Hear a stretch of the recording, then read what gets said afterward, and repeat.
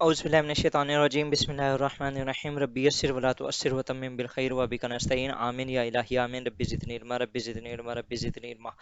नाज़रीन, आज हमारा जो टॉपिक होगा वो हम डिस्कस करेंगे मोदी साहब का जो उन्होंने अभी यूएस विजिट किया है उसके ऊपर हम डिस्कस करेंगे। तो विदाउट वेस्टिंग टाइम स्टार्ट करते हैं। ये 20 जून को यूएस के अंदर लैंड हुए। 21 जून को इनका कोई योगा डे का प्रोग्राम था जो कि इन्होंने वो करना था, और उसके अलावा इन्होंने मल्टीपल जो मीटिंग्स करनी थी विद गवर्नमेंट ऑफिशियल्स, उसके अलावा जो बिजनेस टाइकॉन्स थे उनके साथ, और ओवरऑल जो इंडियन डियास्पोरा था उसके ऊपर। तो हम हाइलाइट्स जल्दी से देख लेते हैं इनकी। ये मुख्तलिफ बिजनेस टाइकॉन्स से मिले, एक जिनमें एलन मस्क था। उसके अलावा योगा डिप्लोमेसी, इन्होंने योगा का एक प्रोग्राम इवेंट किया हुआ था यूएन के साथ मिलके। इन्होंने उसके अंदर पार्टिसिपेट किया। उसके अलावा स्किल डेवलपमेंट के ऊपर कॉन्फ्रेंस की इन्होंने, जो जोई बाइडन है उनकी बीवी जिल बाइडन के साथ, ठीक है, फॉर अनएम्प्लॉयड यूथ। उसके अलावा इनको वाशिंगटन के अंदर रेड कारपेट दिया गया, प्रोटोकॉल। उसके अलावा जो है जॉइंट कांग्रेस को इन्होंने 1 घंटे के लिए तकरीबन पूरा एड्रेस किया, जिसके अंदर तकरीबन 50+ टाइम्स जो थी क्लैपिंग या स्टैंडिंग ओवेशंस मिले इन्हें। उसके अलावा जी पाकिस्तान को ब्लेम किया गया और वार्न किया गया for acting on terrorism and extremism. Similarly इन्होंने एक नई टर्म इंट्रोड्यूस करवाई, एआई को, आर्टिफिशियल इंटेलिजेंस को इन्होंने कहा अमेरिका इंडिया। उसके अलावा लॉ मेकर्स के साथ भी इनकी मीटिंग हुई। इनकी कैमला हैरिस जो कि यूएस के वाइस प्रेसिडेंट हैं उनके साथ भी इनकी मीटिंग हुई, क्योंकि वो इंडियन ओरिजिन की है। अगर हम जल्दी से ये देखें कि इनके जो मीटिंग्स थी, इनका जो विजिट था वो 3 हिस्सों के ऊपर डिवाइड था। इनकी विजिट की जो मीटिंग्स थी, एक हिस्सा ऐसा था जिसके अंदर इन्होंने गवर्नमेंट के ऑफिसर्स थे उनके साथ ये मुलाकात की, जिनके अंदर जो बाइडन हो गया, उसके अलावा वाइस प्रेसिडेंट हो गया, उसके अलावा जो सेक्रेटरी ऑफ स्टेट थे उनके साथ मीटिंग्स हुई, और भी कुछ गवर्नमेंट ऑफिशियल्स के साथ हुई होनी है। उसके बाद जो बिजनेस टाइकॉन्स थे, ये जब पाकिस्तान के इमरान खान साहब गए थे तब ये भी उबर के जो वो था सीईओ, उसके साथ मिले थे। और इस तरह ये जो जब लीडर्स किसी भी बड़े कंट्री के अंदर जाते हैं, खासतौर पे यूएस के अंदर, तो वहाँ पर जो बिजनेस टाइकॉन्स हैं उनके साथ मुलाकात करते हैं, ताकि अपने मुल्क के अंदर ये कुछ जो बिजनेस है उसको प्रॉपर स्टार्ट कर सके। सिमिलरली इंडियन डियास्पोरा के साथ भी इनकी मीटिंग्स हुई थी। उसके बाद अगर इसकी इम्पोर्टेंस का अंदाज़ा लगाया जाए, तो ये इस बात से लगाया जा सकता है कि इस टाइम जो इंडिया को प्रोटोकॉल दिया जा रहा है, ये it is the same which was given to China during the 1972 when US needed China to counter Russia। ठीक है, क्योंकि उस टाइम यूएस और यूएसएसआर के दरमियान कोल्ड वॉर चल रही थी, और यूएस को एक पार्टनर ऐसा चाहिए था कि जो कि रशिया को, या उस टाइम का जो सोवियत यूनियन था, उसको हरा सके। तो China was stepped in on the side of USA to counter Russia. Similarly, in today's era, India has come to counter China for USA. मतलब कि अब यूएसए ने इस बार जो बेट्स लगाई है वो इंडिया पे लगाई है टू काउंटर चाइना। सो आप ऐसे ही समझ सकते हैं कि इस टाइम जो इंडिया है, it is playing the same role which China played during the Cold War one. अब इंडिया और यूएस के दरमियान जो शेयर्ड वैल्यूज़ हैं उनके अंदर दोनों कंट्रीज के अंदर इंग्लिश बहुत ज़्यादा बोली जाती है, क्योंकि English is the official language of India. Similarly US की तो ऑलरेडी है ही। उसके अलावा ये जो दोनों इनकी जो कोर्ट्स हैं वो प्रैक्टिस करती हैं कॉमन लॉ, उसके अलावा डेमोक्रेसी को बहुत ज़्यादा ये मानते हैं। और ये इवन के बाइडन ने भी कहा था कि हमारे जो डीएनए के अंदर, इंडिया के अंदर भी और यूएसए के अंदर भी, जो इनका डीएनए है उसके अंदर डेमोक्रेटिक वैल्यूज़ बहुत ज़्यादा पाई जाती हैं। तो मतलब कि उन्होंने ना जो शेयर्ड वैल्यूज़ थी उनके ऊपर बात की। उसके बाद बाइडन ने ये भी कहा कि the bond between the two countries will be the defining relationship of the 21st century. अब ये इस तरह क्यों किया जा रहा है, इतनी ज़्यादा खुशामद क्यों की जा रही है? द रीज़न इज़ कि they need India to counter China. अगर आपको यहाँ पर मैं एक और, ये मैं एक न्यूट्रल बयान दे रहा हूँ, ठीक है, मैं एक न्यूट्रल जो स्टेटमेंट है वो मैं आपके सामने वाजे कर रहा हूँ। जब 1979 से ऑनवर्ड सोवियत यूनियन के अंदर सोवियत यूनियन ने अफगानिस्तान के अंदर हमला किया था या अटैक किया था, उस टाइम पाकिस्तान की ज़रूरत थी यूएसए को। एंड द यूएसए उस टाइम उसको आइडिया था कि Pakistan was pursuing for nuclear weapons, ठीक है, लेकिन उन्होंने जानबूझ के उसको इग्नोर किया।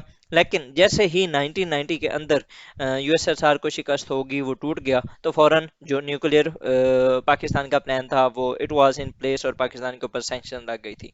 तो क्या हुआ था कि हमेशा यूएस ने अपने इंटरेस्ट के लिए मुख्तलिफ कंट्रीज़ को मुख्तलिफ टाइम में मुख्तलिफ रिलैक्सेशंस दी हैं। जिस तरह 1979 से ऑनवर्ड 1990 तक पाकिस्तान को मिली, सिमिलरली अब इंडिया को मिल रही है। ठीक है, और इसी तरह जब 1979 के अंदर पाकिस्तान और इंडिया के जो रिलेशंस थे अगर 1979 से पहले की तरफ देखें तो उनके रिलेशन बहुत ख़राब थे, लेकिन 1979 से ऑनवर्ड वो पाकिस्तान और वो दोनों एलाइज बन गए थे। सिमिलरली इंडिया के साथ यूएस के overall through out the history relations अच्छे नहीं रहे, क्योंकि इंडिया का ज़्यादातर जो झुकाव था वो रशिया की तरफ रहा है या सोवियत यूनियन की तरफ। ये ओवरऑल उसकी जो फॉरेन पॉलिसी रही है वो न्यूट्रल रही है। लेकिन अब आजकल की सिचुएशन में अगर आप देखा जाए तो उनका जो झुकाव है वो यूएस की तरफ बहुत ज़्यादा हो रहा है। लेकिन इस सारी सिनेरियो में जो इंडिया है उसने अपने फॉरेन पॉलिसी के ऊपर कभी भी कंप्रोमाइज़ नहीं किया, and it is doing very well. मैं इंडियन डिप्लोमेट्स का यकीन करें बहुत बड़ा मदा हूँ कि वो जिस तरीके से दुनिया को साथ लेके चल रहे हैं वो कमाल है, उनकी डिप्लोमेसी बहुत कमाल की है। ठीक है, अब इसकी जो why Modi is getting so much respect, ये मैंने आपको ऑलरेडी बता दिया। The USA has made a bit, ये हेलरी क्लिंटन ने तकरीबन 2011 या 12 के अंदर शायद ये स्टेटमेंट दी थी कि the USA has made a bet on India as a strategic hedge against China. ठीक है, मतलब कि ये उनका काफ़ी अरसे से प्लान है, and they are pursuing their own plans. ठीक है, तो the USA wants India on its side against China.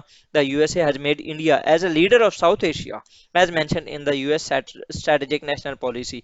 इसके ऊपर भी मैंने एक लेक्चर बनाया हुआ है यूएस की नेशनल सिक्योरिटी स्ट्रेटेजी के ऊपर, तो आप उसको देख सकते हैं। उसके अंदर यूएसए ने इंडिया को as a global leader of South Asia भी कंसीडर किया था।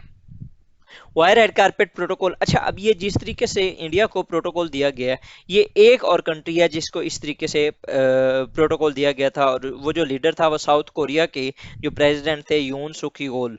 ठीक है, इनके विजिट के ऊपर इनको इसी तरह का ट्रीटमेंट दिया गया था जिस तरह अब इंडियन प्राइम मिनिस्टर को दिया गया। इवन के फ्रांस के या यूके की भी जो लीडर्स हैं जब वो यूएस गए हैं तो उनको इस तरीके का प्रोटोकॉल नहीं दिया गया। रीज़न क्या है?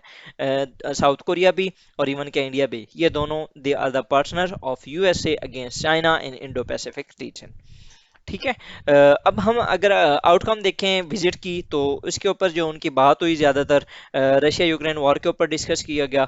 बाइडन ने जब कहा कि जो shared efforts to mitigate humanitarian tragedies unleashed by Russia's brutal war in Ukraine, तो उसके ऊपर इंडिया ने अगेन, जिस तरह मैंने आपको पहले कहा है कि वो एक न्यूट्रल स्टांस देता है, India has laid emphasis on resolution of dispute through dialogue and diplomacy. We are completely ready to contribute in any way we can to restore peace. अब देखें, उसने ना यूएस की साइड ली ना उसने रशिया की साइड ली। ठीक है, that is the beauty of Indian foreign policy. उसके बाद ये अगर आप इंडो पैसिफिक की बात करें तो peace and security in the Indo Pacific is a common priority, ये भी उन्होंने यही कहा। ठीक है, we agree that the development and success of this region is important for the entire world. Again, अब ये चाइना को भी नाराज नहीं करना चाहते। उन्होंने मल्टीपल टाइम्स इस तरीके से हुआ है, चाहे रशिया ले लें चाहे चाइना ले लें तो वहाँ पर वो बैक एंड पे हो जाता है। ठीक है, लेकिन अगेन जो यूएस है, क्योंकि उसके पास कोई और ऑप्शन नहीं है, लेकिन अभी उसने थोड़ा सा ट्राई करना स्टार्ट किया है। वो क्वाड की जगह क्वाड 2.0 बना रहा है जिसके अंदर वो फिलीपींस को ऐड करना चाह रहा है। उसके ऊपर भी इंशाल्लाह मैं सोन एक वीडियो बना दूंगा। तीसरी जो बात है, इस विजिट के अंदर डिफेंस एग्रीमेंट हुए हैं। जनरल इलेक्ट्रिक कॉरपोरेशन ने किया है इंडियन, ये जो एक मेक इंडियन कैंपेन मोदी ने लॉन्च की हुई है उसी के मुताबिक ही हिंदुस्तान एरोनॉटिक्स के साथ जनरल इलेक्ट्रॉनिक्स की मीटिंग हुई है और उनके एमओयू साइन हुए हैं। उसके अंदर वो क्या करेंगे जी, India to power Indian military aircraft ये जनरेट किए जाएंगे।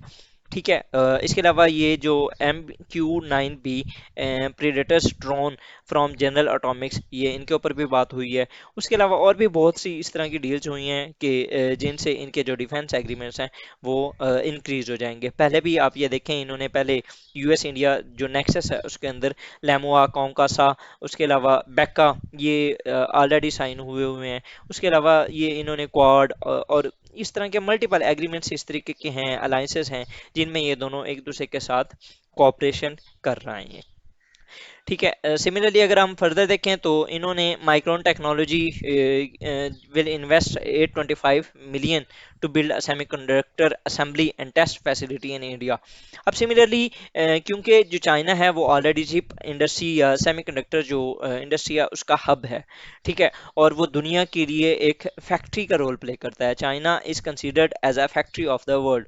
लेकिन अब वो उसको जो because of US China rivalry they are shifting towards India, ठीक है। तो इसका इंडिया के ऊपर बहुत ज़्यादा जो है ये it will be a boon for India, जो कि यूएस और चाइना की राइवलरी की वजह से उसकी इकोनॉमी के अंदर, उसकी एम्प्लॉयमेंट के अंदर, उसकी ओवरऑल इंफ्रास्ट्रक्चर डेवलपमेंट के अंदर, टेक्नोलॉजी के अंदर वो हर लिहाज से अपने आप को मैक्सिमम ग्रो कर सकता है। लिटरली इट इज़ ये जो एक टाइम है ये इंडिया के लिए एक बहुत ज़्यादा ऐसे समझें कि उसका इतना ज़्यादा पोटेंशियल है कि वो अगर इसको यूज़ कर सकता है तो it will be a great power, जिस तरीके से चाइना है विद इन अ डेकेड्स। उसके बाद जी ट्रेड के ऊपर भी बात हुई है इनकी। ऑलरेडी 130 बिलियन डॉलर की जो ट्रेड है वो आपस में चल रही है और उसको भी इंक्रीज करने की बात की गई है।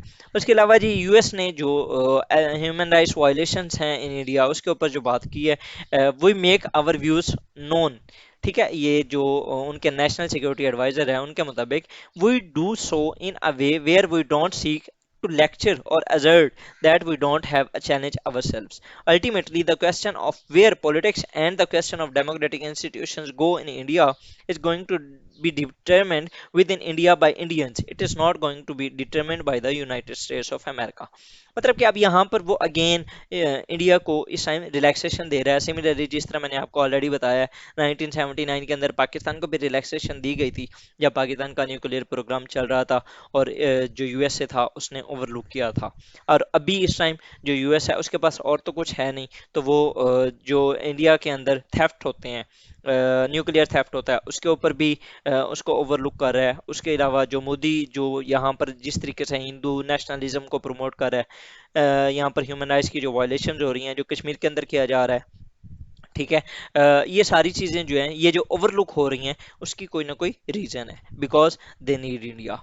उसके बाद ये पाकिस्तान को भी प्रेशराइज करने की कोशिश की गई है कि आप भी टेररिज्म और एक्सट्रीमिज्म के ऊपर काम करें ज़्यादा से ज़्यादा और डू मोर, ठीक है। और ख़ास तौर पे उन टेररिस्ट के ऊपर जो कि इंडिया को नुकसान पहुंचाते हैं, ठीक है। इंडिया ने कभी भी इस तरीके का कोई भी सेशन इस तरह की जगह छोड़ी नहीं है जहां पर वो पाकिस्तान को क्रिटिसाइज ना करे, चाहे यूएन जनरल असेंबली का सेशन हो, चाहे वो मल्टीपल प्रोपेगेंडा या साइबर वारफेयर हो, चाहे वो G20 की मीटिंग्स हों, चाहे वो स्टेट विजिट्स हों, जिस तरीके से अभी वो कर रहा है। मतलब कि उसने हर जगह पे कोशिश की है कि वो पाकिस्तान को मैलाइन करे। अब इसके इम्प्लीकेशंस क्या हैं? ये एक क्लियर कट इंडिकेशन है कि द जो वर्ल्ड ऑर्डर है इट हैज़ बिन रीशेपिंग।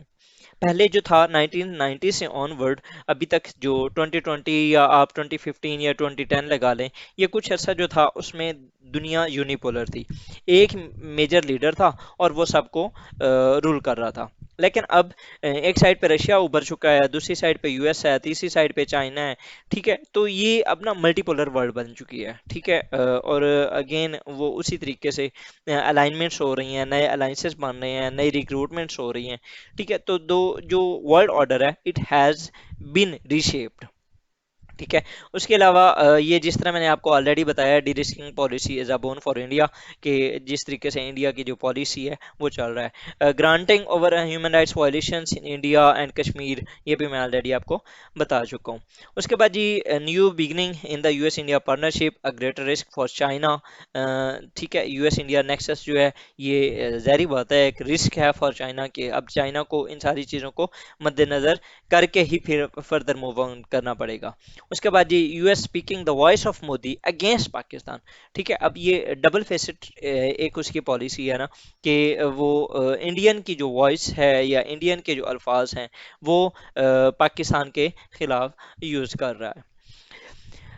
उसके बाद ये अगर फर्दर अगर हम देखें तो मोदी का ये जो विजिट था, ये अभी तक जो हमने देखी हैं वो थी पॉजिटिव पॉइंट्स या पॉजिटिव डेवलपमेंट्स। अब इसकी कुछ नेगेटिव डेवलपमेंट्स में थी, इसके ऊपर जो है वो बहुत कुछ क्रिटिसाइज भी किया गया। पहली बात ये है कि जैसे ही मोदी का विजिट हुआ तो उस टाइम यूएस के अंदर प्रोटेस्ट भी हुए।